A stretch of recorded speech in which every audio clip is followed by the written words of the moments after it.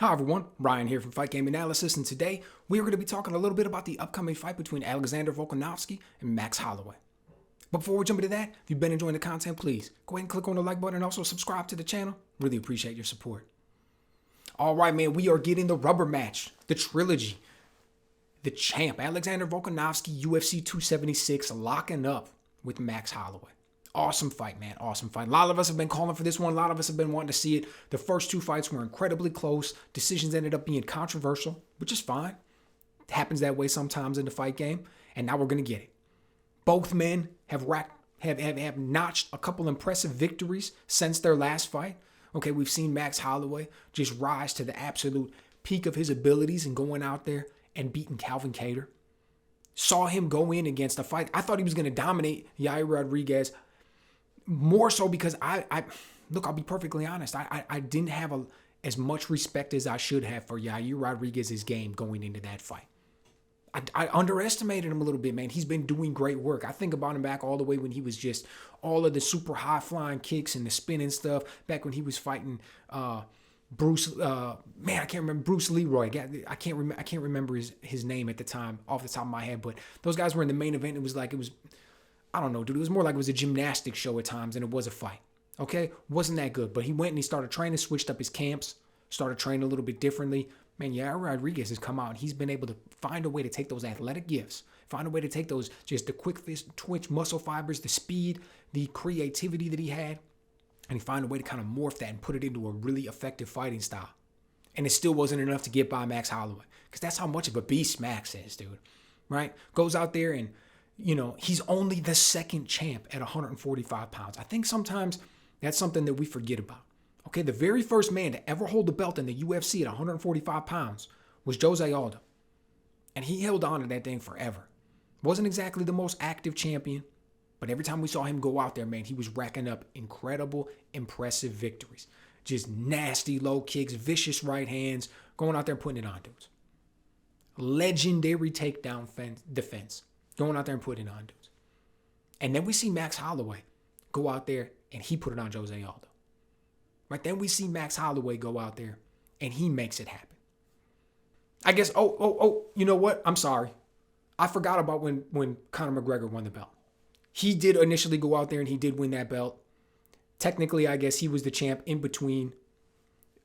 I stand corrected, but he didn't defend the belt. He vacated. He left the division right away. When I think about these dominant champions, when I think about actual moves in the division, I think about Jose Aldo and from there going into Max Holloway. But I just had that thought right now in the middle I was making it. I had to add that. But it doesn't change my point.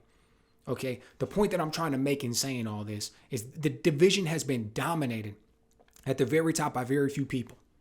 Max Holloway is one of them. It would have been easy to think that as dominant as he was in that run, goes out there, smokes Jose Aldo twice, defends the belt, then he loses to Volkanovski. It would be easy to think that maybe he was just going to kind of take that half step back and that Volkanovski was going to be the man now. Holloway was going to kind of be relegated to this role of perennial number one contender.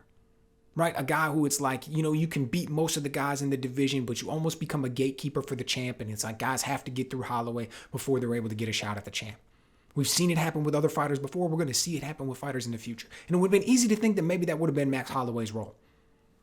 Not the case, man. Max Holloway goes out there and just blows out Calvin Kattar in an incredibly impressive performance. And this is a Calvin Kattar who was blowing through everybody else, man. This was a Calvin Kattar who was just putting it on guys with incredibly good, clean, technical boxing. Holloway goes out there and shows that he's still the man. Holloway takes the fight against Yair Rodriguez, and again, man just goes out there and just shines. He makes it through adversity. There's times when these people he's fighting are looking good. I'm so high on Max Holloway, man. I'm so high on what he brings to the table, the way he's been able to continually evolve his game. You saw Volkanovski come up with those leg kicks in the first fight, with those low kicks. Max has an answer for that, and it's non-traditional in the sense that he's like, dude, I'm not even going to go out there and try and stop you from throwing yours. I'm just going to answer with kicks of my own. And then if you don't like the way my kicks feel, you're going to stop throwing yours. Just what an answer. And on top of that, figures out a way to make it work to his favor. So Volkanovski goes out there against Korean Zombie, and notches an incredibly impressive win. Like, these dudes are clearly 1-1A in the division, so we get this fight. Okay. Who's going to win? Perfectly honest, I have no idea, man. Both of these fights were so close the first time. I'm going to have to sit and I'm going to have to break down the film and figure out what's going on. I'm just excited that we get it. But here's the thing that really stood out for me. Ariel Helwani was giving an interview with Alexander Volkanovski just a few days ago, talking about this fight in the build-up to it. Volk comes out and says, look, of course, there's nobody really else out in the division that's like, earn this next shot. That's why Holloway's getting this third one so quickly together. Bang, bang, bang. That's why these fights are happening like that, because he's clearly defined himself as the man who needs it, as the man who's there. And if I beat him, it's going to make me look that much better. It's going to add that much more to my resume. I'm going to look that much more impressive. All very true. And then he makes this next statement. He said, then I'll be the GOAT. Then I'll be the number one pound for pound. Because as good as Max looks, I continually beat him. And that right there was something. Now, I'm going to assume that he was talking about the GOAT at 145 pounds. I'm going to assume that he was talking about the GOAT in his division, because I think it's a little bit crazy to be talking about him as the GOAT, like the actual GOAT, right? GOAT, greatest of all time. Sometimes I think that phrase gets misused. Sometimes I think it gets overused. People talk about it a little bit too much. They give that credit and ascribe that to people who have absolutely no business even being in the conversation as the potential greatest of all time. That's the very peak of the mountaintop. When you talk about that, you have to mention names like Anderson Silva, GSP, John Jones. Other than that, who do you even put in there? Who's even a part of that discussion? Volkanovski? No, we weren't talking about Max Holloway as being a part of that discussion.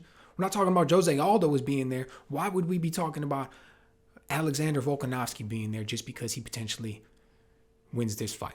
So I'll assume that he's talking about at 145. Now, at 145, that's a different discussion. Then all of a sudden, we have to start considering, where does he rank? I still don't think he ranks up there as the greatest of all time.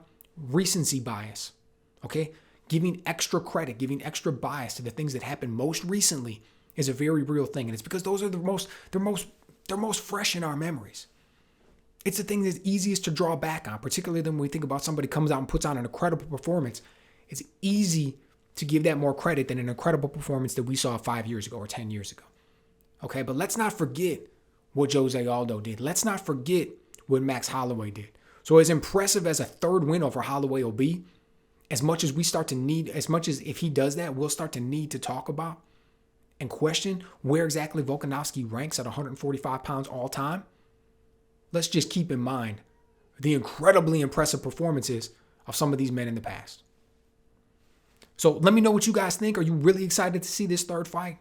Did Holloway deserve it? Who do you think is going to come out with the victory? And if Alexander Volkanovski is able to notch that win, where does it put him in the rankings for at 145 pounds? Let me know what you guys think.